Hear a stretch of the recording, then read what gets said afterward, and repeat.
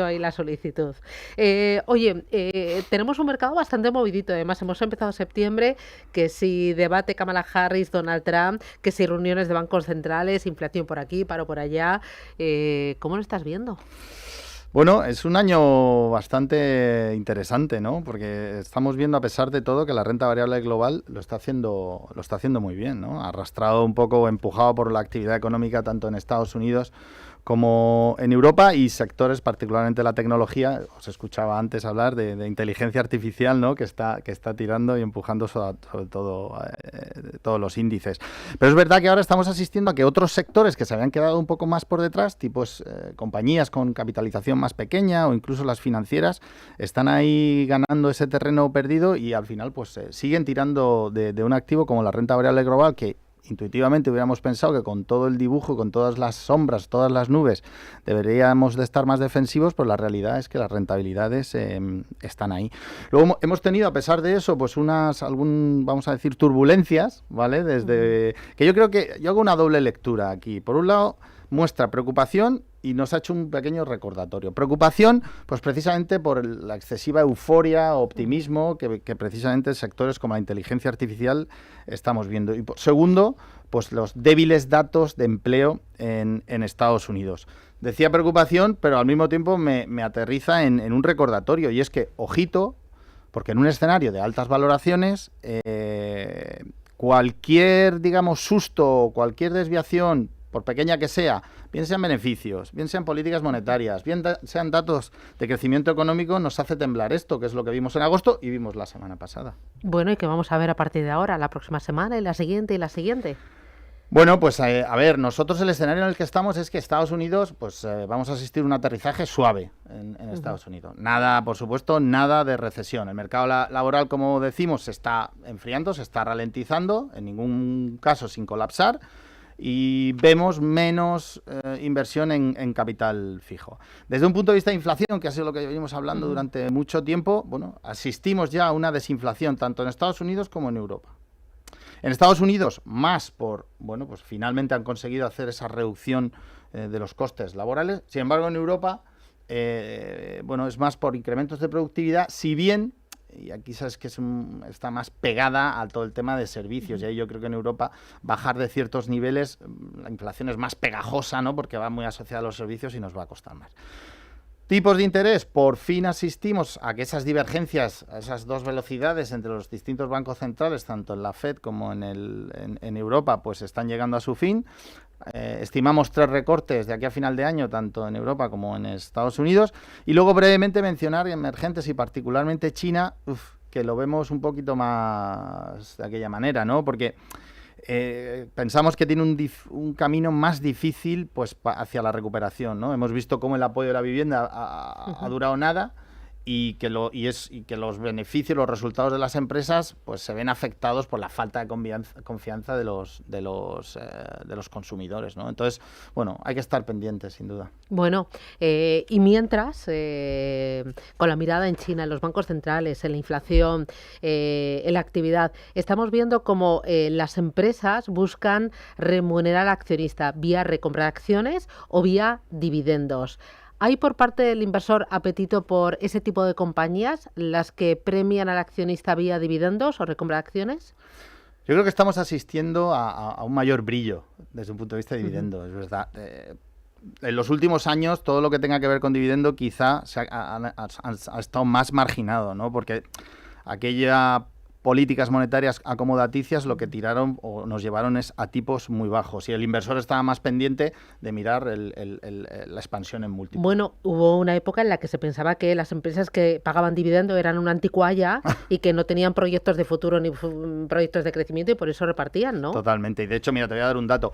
Hoy estamos asistiendo a un mayor protagonismo de este tipo de compañías que pagan dividendo en carteras. Por darte un dato, te decía, hasta hace prácticamente nada era un 10% del dividendo lo que sumaba en la rentabilidad total de una compañía, y ya en los últimos 18 meses estamos asistiendo a una recuperación del papel histórico de los dividendos a la rentabilidad de compañías, con contribuciones de hasta 30-40%, que está más en media con los datos históricos de ellas. O sea, el dividendo aporta la rentabilidad entre un 30 y un 40%. En aquellas compañías que históricamente pagaban dividendos. Además de que aportan rentabilidad, ¿qué más atractivo tiene el dividendo para el ahorrador, para el inversor? Bueno, ahí, hay varias cosas que podemos destacar. Por un lado, la combinación de buenos resultados en los últimos trimestres y lleva asociada una propuesta de valor a largo plazo del dividendo como un medio, como un camino, como una fórmula para remunerar a los accionistas. En segundo lugar, te permite generar una estabilidad, es decir, acceder a un flujo constante y recurrente de ingresos que en unos escenarios como en el que estamos viendo ahora de volatilidad o de mucha volatilidad, de idas y venidas, pues realmente es de apreciar. Un tercer punto que sería, nos genera cierta cobertura frente a la inflación, ¿no? A lo largo del tiempo hemos visto que compañías que pagan dividendos, pues la remuneración del dividendo crece o han crecido al mismo ritmo o incluso superior al de la inflación. Y luego a mí me gusta siempre destacar que este tipo de compañías tienden a ser compañías más defensivas, más de calidad y por lo tanto dotan de menos ruido, de menos volatilidad a las carteras. ¿Cómo gestionáis desde Amundi esos fondos de rentas o esos fondos de dividendos? Bueno, a ver, aquí yo te destacaría dos cosas, ¿no? Obviamente, cuando miramos a las compañías que tenemos que meter, pues tienen que ser compañías de calidad, con unos modelos de negocio sostenibles, por supuesto con valoraciones atractivas y un perfil ASG. En definitiva, nosotros en Amundi esas son las 4 características clásicas que dentro de una sólida cultura de dividendo que tenemos a la hora de gestión de este tipo de compañías miramos. Ahora bien, también añadimos un tipo de filosofía con 2 características que deben de tener todas las compañías que incorporamos. Por un lado, lo que llamamos buscamos compañías ancla o donde anchors dividend, compañías anclas.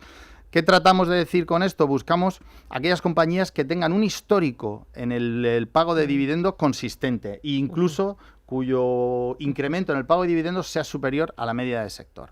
Esa es una, pero luego los combinamos con otras compañías que llamamos compounders, ¿vale? ¿Qué significa esto? Eso significa que son compañías con unos sólidos beneficios, quizá tienen un menor o históricamente un menor reparto de dividendos, pero a cambio tienen una fuerte potencial de apreciación en el capital, lo cual va a impactar en el crecimiento futuro de sus beneficios, en la apreciación y por lo tanto en el dividendo. Claro, o sea que combináis los dos, ¿no? Correcto. Aquellas que históricamente han mostrado un crecimiento constante y creciente, ¿no? Que el dividendo es una estrategia que las ha ido acompañando a lo largo de los últimos años, y aquellas que dicen, oye, de cara a futuro me va bien, y entre mis objetivos está el dividendo, pues porque tengo capacidad de generar caja y de reportar a mis accionistas de esta manera, ¿no? Justo, o sea, se trata de descubrir o incorporar algunas compañías que hoy no, pero en base a su solidez financiera, pues en un futuro puedan aportar y pueden convertirse a ser compañías ancla en términos de dividendo. Dime estrategias concretas que tengáis en Amundi en la que el dividendo sea ahí no sé si un plus, un sello. Sí, sí, te decía antes que nosotros... ¿no? Como el sello cuando echemos la cartita esta para las vacaciones. Sí. Nosotros, te decía antes, arrastramos una sólida cultura a la hora de gestionar y obviamente haciéndolos, pues destacando que se trata de fondos de renta variable, que se trata de compañías donde no se garantiza nada y donde siempre, aquí insistimos siempre todos, en manos del asesor es el que le debe recomendar, pues estamos accediendo a 2 tipos de estrategia. Uno, a este tipo de compañías con un sesgo más global, que sería el Amundi Funds Global Equity Income ESG, y pues para aquellos que quieran quizá acceder de una manera más acotada dentro de lo que es Europa, sería el Amundi Funds European Equity Income ESG. Bueno, pues ahí tenemos estrategias e ideas de inversión. Hoy os veo en forma, ¿no? Y te veo a ti especialmente en forma después de las vacaciones. Muchas gracias. Te veo muy bien. Pues verás cuando vuelva de una semana sin niños. Va a ser, madre mía, una maravilla. Ya, cómo nos gusta soñar, ¿eh? Cómo nos gusta soñar. Es gratis, de momento no cobran. Pues muchísimas gracias por las ideas, por los argumentos y poner el foco en los dividendos. Ahora hay mucho ahorrador que busca, porque en las estrategias estas de rentas o de dividendos uno puede optar por acumulación o por reparto, ¿no? Justo, ahí no hay ningún... ahí un poco a gusto del consumidor, o te puedes optar por un abono en cuenta con cada 6, cada 12 meses, o meterlo todo en apreciación del capital. Muy bien, pues Raúl, un auténtico placer tenerte aquí en Capital Intereconomía. Raúl Fernández, director de distribución de Amundi Iberia.